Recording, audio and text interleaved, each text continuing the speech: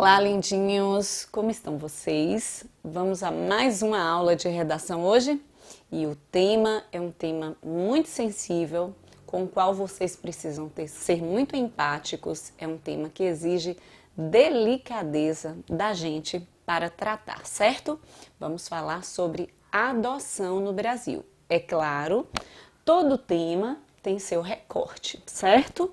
Então estejam preparados para ler a prova de redação e entender primeiro qual é o assunto. Então o assunto é adoção e depois qual o recorte que nós vamos dar a esse tema. Nesse caso específico a gente vai falar dos desafios para a adoção no Brasil, como também das soluções, até porque a redação vai exigir de vocês uma proposta de intervenção.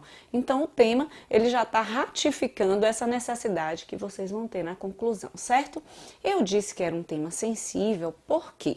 Porque ele envolve fragilidade, ele envolve vulnerabilidade, ele envolve uma série de sentimentos. Quando a gente pensa no verbo adotar, na ideia de adotar relacionada a um ser humano, a um indivíduo, a gente pensa, ok, é um processo que antes de tudo é um processo jurídico, mas sem dúvida nenhuma é um processo emocional também. É um processo jurídico porque vai envolver, obviamente, regras, leis, né, que nós temos que cumprir para poder adotar uma criança ou um adolescente. Mas, antes de tudo, é um processo emocional, porque alguém precisa estar preparado para receber uma criança ou um adolescente, né, que de uma forma ou de outra é vulnerável e está num momento de bastante fragilidade, certo? Então, um tema que a gente tem que ter muito cuidado e muito carinho para tratar. Antes de tudo, a gente precisa conhecer a legislação no Brasil.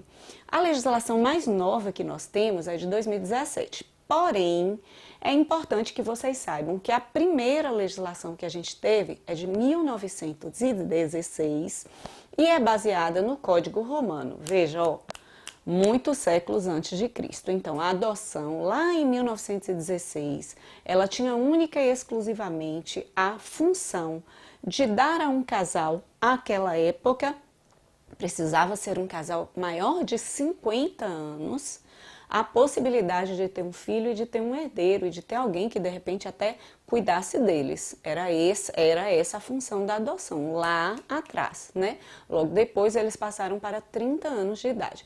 Obviamente que quando a gente pensa na adoção hoje, a gente pensa em algo que é muito mais complexo, que vai muito além de simplesmente suprir a falta de um filho. Então a adoção hoje ela é muito menos técnica, mecânica, objetiva e ela é muito mais emocional, não é? Ela está muito mais ligada a um ato que eu diria é humanitário, certo? Aí vamos lá.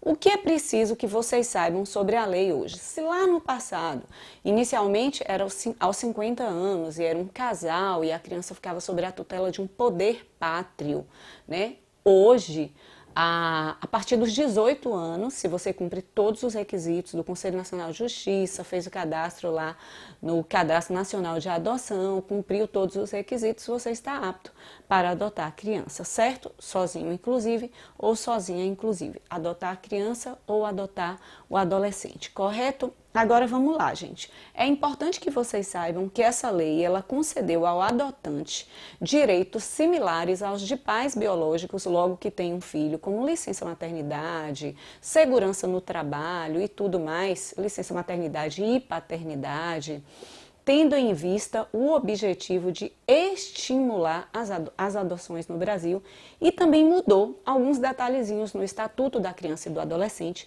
com a finalidade de dar mais celeridade a esses processos, porque geralmente são processos muito lentos, ok? Agora vamos lá.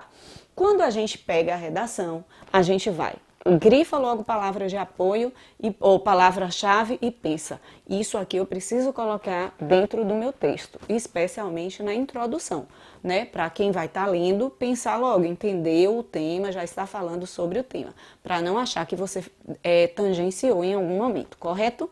A segunda coisa, vou ler texto de apoio, vou ver quais informações eles me trazem que são relevantes, qual o andamento que ele quer que eu dê ao meu texto, né? Vou ver de que maneira ele vai motivar que o meu conteúdo, né, que o meu repertório, que a minha bagagem cultural surja. E aí depois que a gente lê um texto, o texto de apoio, tudo certinho, a gente vai para o nosso planejamento. Esse planejamento a gente não vai gastar mais do que 5 minutos. Lógico que aqui a gente não está falando de planejamento de verdade, a gente já está pensando em possibilidades. Quais as possibilidades de começar um texto sobre adoção? Nossa, inúmeras. Vocês podem começar falando da lei lá antigamente, para fazer, antigamente que eu digo 1916. A palavra antigamente, por exemplo, não é uma palavra interessante para vocês usarem na redação, porque ela é uma palavra muito vaga, ela não especifica tempo, certo? É sempre bom eu tentar especificar o tempo, a época, né, ao qual eu estou me referindo, ok? Então vamos lá. Se eu sempre penso nos filmes todos aos quais a gente já assistiu, nas séries todas às quais a gente já assistiu, nos livros, né, que a gente já leu. Aí tem o livro Poliana, que é um livro que a geração mais velha, da minha idade, um pouquinho mais velha também, já leu e, nossa, um livro tão bacana.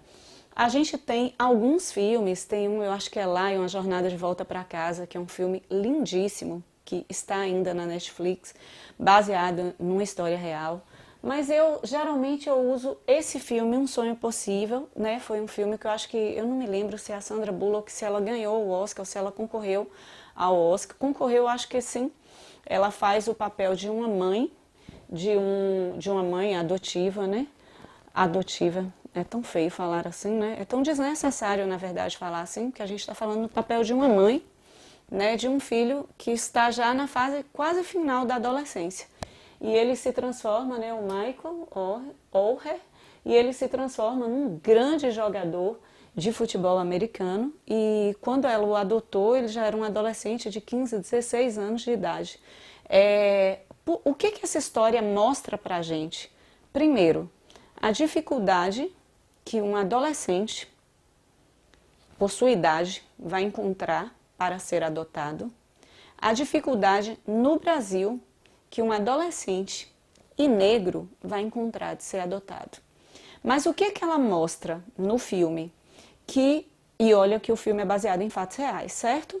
Ela mostra o seguinte: ele teve a oportunidade e ele se transformou dentro daquilo que era o talento dele, que era a habilidade dele, e que eles, né, o casal que adotou o Michael, que eles puderam fazer, ele se transformou num astro de futebol, ele se transformou num cara cheio de sucesso.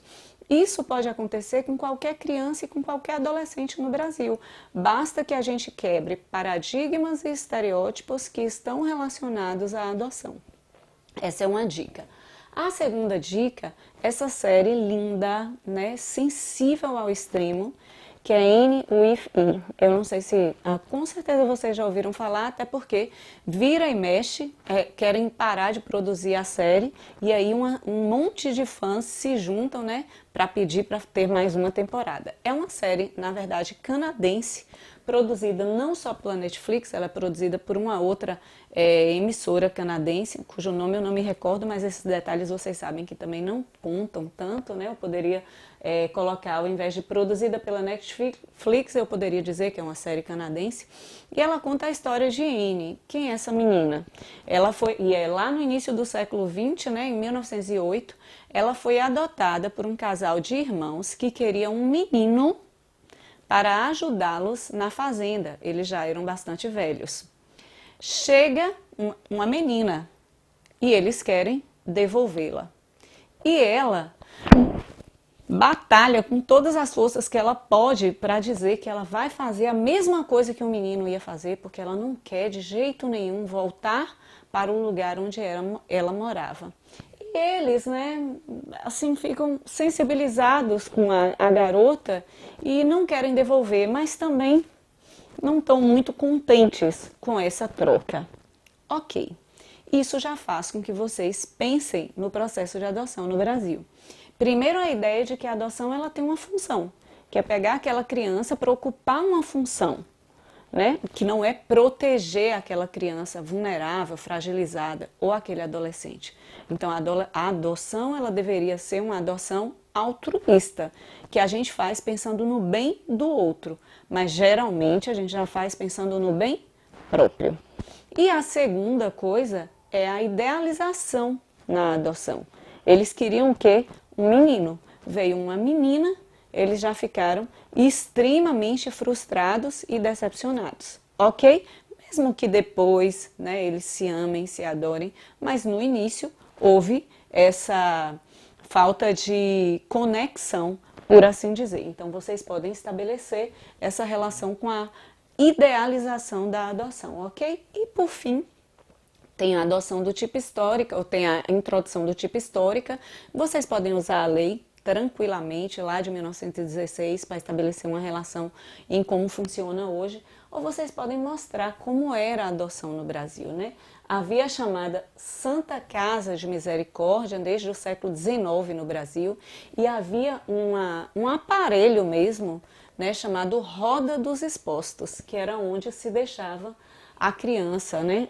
O pai, a mãe chegava lá, deixava a criança, era uma roda com 7 lugares, né? Ela girava e a criança entrava pela roda, né? Girava aquilo ali, entrava, era recolhida e ninguém sabia quem deixou.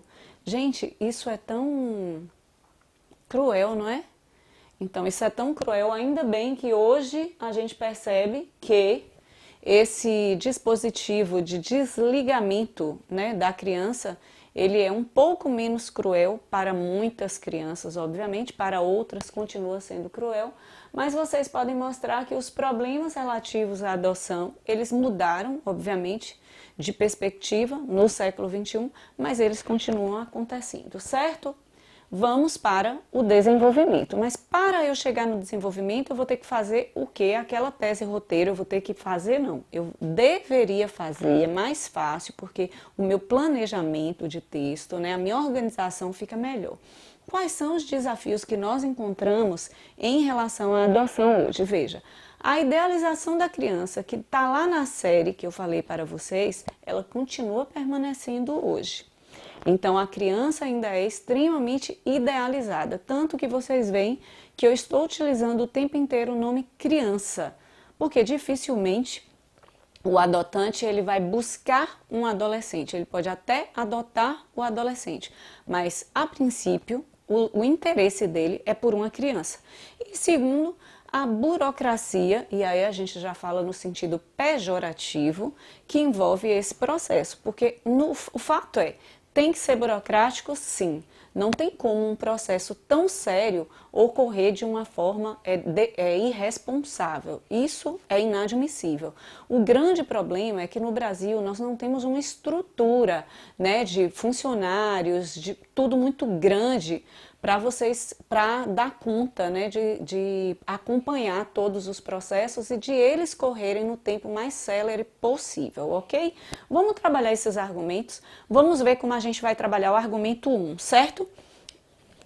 Desculpa, vamos ver como a gente vai trabalhar o argumento 1, que é a idealização da criança. Meus amores, existe um descompasso, existe uma frustração entre o perfil idealizado da criança e a criança verdadeira que está lá no abrigo à espera de uma família. Veja, quando uma criança ou um adolescente, ele rompe o vínculo familiar, essa criança ou esse adolescente se transforma num indivíduo vulnerável, de uma vulnerabilidade às vezes imensa. Então você sonhar que vai ter alguém parecido com seus traços físicos, ou que vai ter uma criança com olho azul, porque você acha o olho azul lindo, ou porque o cabelinho vai ser dessa maneira, ou porque a voz vai ser dessa maneira, ou porque o comportamento dela vai ser extremamente doce. Quando você pensa nisso, você obviamente está pedindo para se frustrar. Do lado de lá, existem crianças e adolescentes extremamente fragilizados. Extremamente fragilizados. Então, entre o que se pensa e o que se enxerga, nós temos um abismo. Não se pode escolher criança, meus amores. Não se pode escolher filho, como a gente escolhe uma roupa numa vitrine. Criança não é mercadoria. Filho não é mercadoria. A adoção, ela deveria ter um caráter, antes de tudo, altruísta.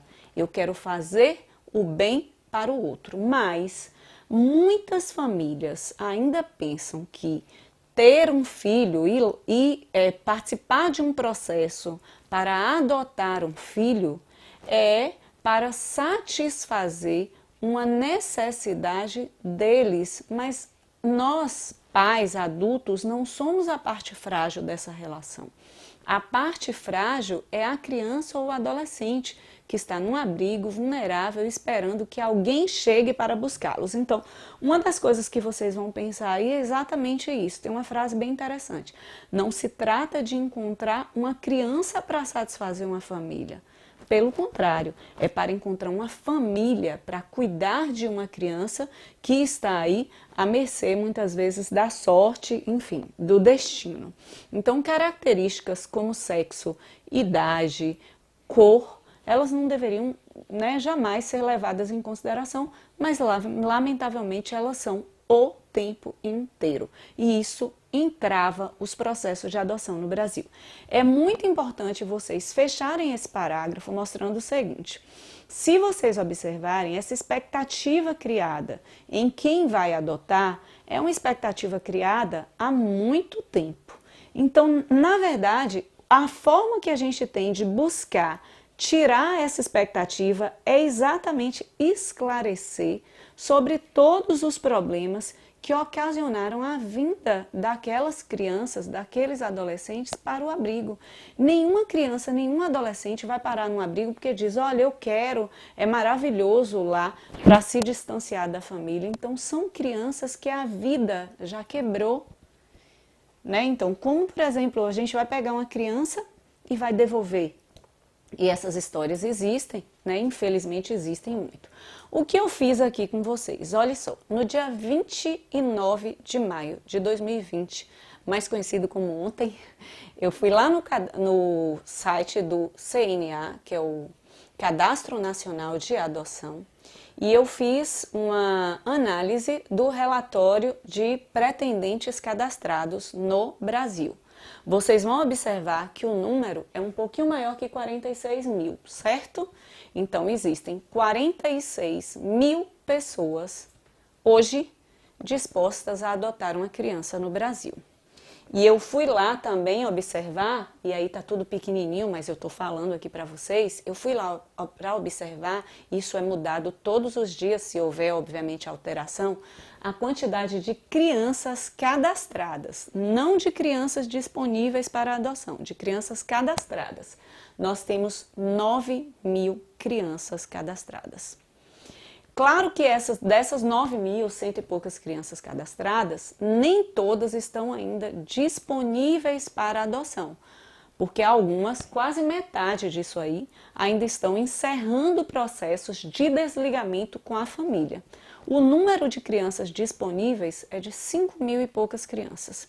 Então, quando você pega o número lá de 46 mil pessoas querendo adotar e o número K, vocês vão perceber quantas vezes mais existem pais querendo uma criança e quantas, se a gente fosse fazer essa continha aí, só essa conta aqui dá uma média de 5 pais para cada criança. Não existiria uma criança, um adolescente no abrigo. Então, por que existe idealização da criança? Eu estou mostrando a prova concreta aqui para vocês. Aqui embaixo, eles colocam a quantidade de criança da raça branca, da raça negra, da raça amarela, da raça parda, essa é a nomenclatura que eles usam, da raça indígena, a quantidade que possuem irmãos, e aí você vai lá nas preferências, você volta nas preferências que eles colocam aqui. Quem não adotaria, quem aceita somente criança branca, vocês vão observar, 13,14% só criança branca. Mas vamos pensar assim, quem não aceita, tem alguns lugares aí que eles colocam, quem pretende qualquer raça, 23 mil, total de pretendentes que desejam adotar crianças pelo sexo. Vocês vão observar que a quantidade muito maior de procura é por meninas. Então não bate, sabe, gente? A quantidade muito maior que tem nos abrigos é de meninos. então não bate. Os interesses não batem.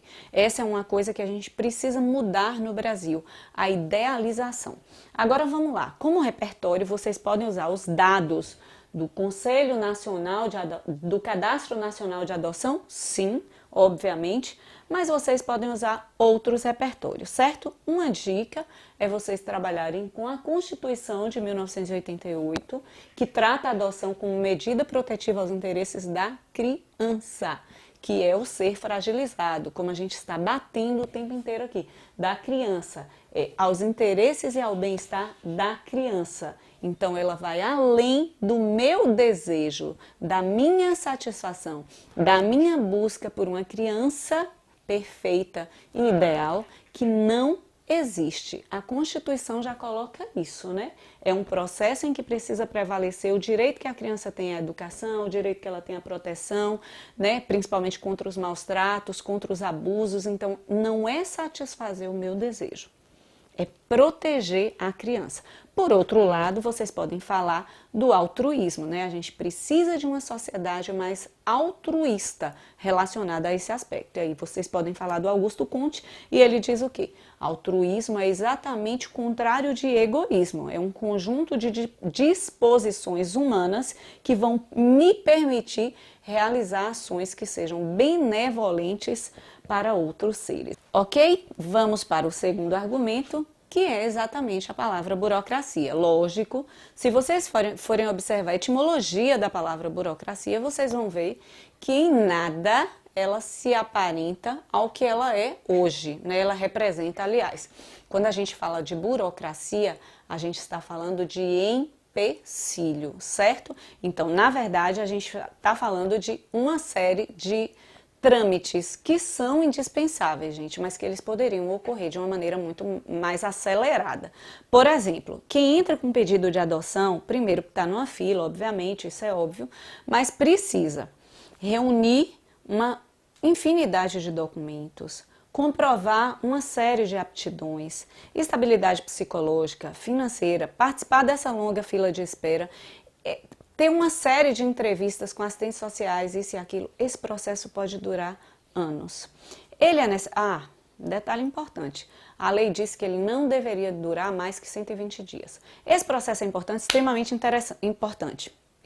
importante. Mas para dar celeridade a ele, com certeza a gente precisaria de mais varas da infância e da juventude, né? A gente só tem 12,2% de varas da infância e da juventude no Brasil trabalhando com essas questões, que é um número, trabalhando única e exclusivamente com essa questão. É um número muito pequeno. Sabe por quê, meus amores? Vamos pensar em abrigo. O abrigo, ele não tem que ser visto como um lugar ruim. Ele é uma casa de acolhimento. Ele é uma espécie de UTI. Vejam bem a metáfora. Os abrigos deveriam funcionar, aspas, como UTIs. Então, a criança, ela deveria passar um tempo ali mais rápido possível até ela ser direcionada para uma casa, uma família que vai acolhê-la, né, até a vida adulta dela e que ela possa se manter e sair de casa. Então, olha só, os abrigos, eles teoricamente, isso é importante deixar bem claro para vocês, eles são lugares de acolhimento provisório, eles são medidas emergenciais, mas a gente sabe que uma série de crianças ficam em abrigos, a vida inteira praticamente. Eu digo a vida inteira enquanto são crianças e passam para a adolescência. Vocês observem que dia de Natal, dia das crianças, todas as datas importantes, elas estão lá. E muitas vezes a gente vê parte da comunidade que vai fazer festinha, isso e aquilo, e não pensa no tanto que a gente precisa pedir que se acelere o processo de retirar aquela criança dali. E para se acelerar esse processo, obviamente, a gente precisa de mais varas da infância e da juventude, que, por sinal, fazem um trabalho maravilhoso no Brasil. É um pessoal muito comprometido com o trabalho, certo? Vamos ver o repertório que a gente vai utilizar. O primeiro, sem dúvida nenhuma, é lá na página do Conselho Nacional de Justiça, tanto no Facebook quanto no Twitter. Eles disponibilizaram esse bannerzinho aqui mostrando os passos para adotar. Se você quer, procure vara da infância e da juventude do município, dê entrada com uma petição Depois você vai fazer um curso de preparação psicossocial e jurídica para adoção. Após o curso, vai ser submetido à entrevista, à visita domiciliar e tal. Aí vai fazer o perfil da criança ou do adolescente que você pretende adotar. Na maioria das vezes, eu estou falando do adolescente para incluir, mas a adoção do adolescente, ela é uma adoção um tanto quanto incidental, na maioria das vezes. E depois você recebe um certificado. Depois que você foi aprovado em todo esse processo, é que você realmente está na fila da adoção e aí você vai esperar essa vara da infância e da juventude encontrar a criança compatível com o perfil que você traçou. E finalmente vai começar o estágio de convivência com essa criança. É um processo que, por si só, ele já envolve uma série de etapas que são muito importantes, mas que precisa ser mais rápido, certo? Ele precisa acontecer de uma maneira mais rápida para que essa criança não fique tanto tempo em um abrigo. Aí, um outro repertório é a teoria burocrática de Weber, Max Weber. Como eu disse a vocês, a burocracia, ela tem um significado pejorativo para a gente, porque burocracia para a gente é processo emperrado, atrasado, mas conforme Weber, o processo burocrático era um processo que precisava ser, obviamente, impessoal, respeitando hierarquia e extremamente célere. Ele diz, a burocracia, ela dá ênfase na eficiência, e no Brasil a gente vê exatamente o oposto, certo? O último passo é o quê? Terminar. Então, para concluir, a gente vai concluir com a proposta de intervenção, falando exatamente o quê? Nós tratamos de dois problemas distintos, então nós não devemos apresentar uma única solução, porque isso pode comprometer nosso projeto de texto, que é a competência 3, se eu apresento só uma solução, deixo um problema lá aberto, sem fechamento.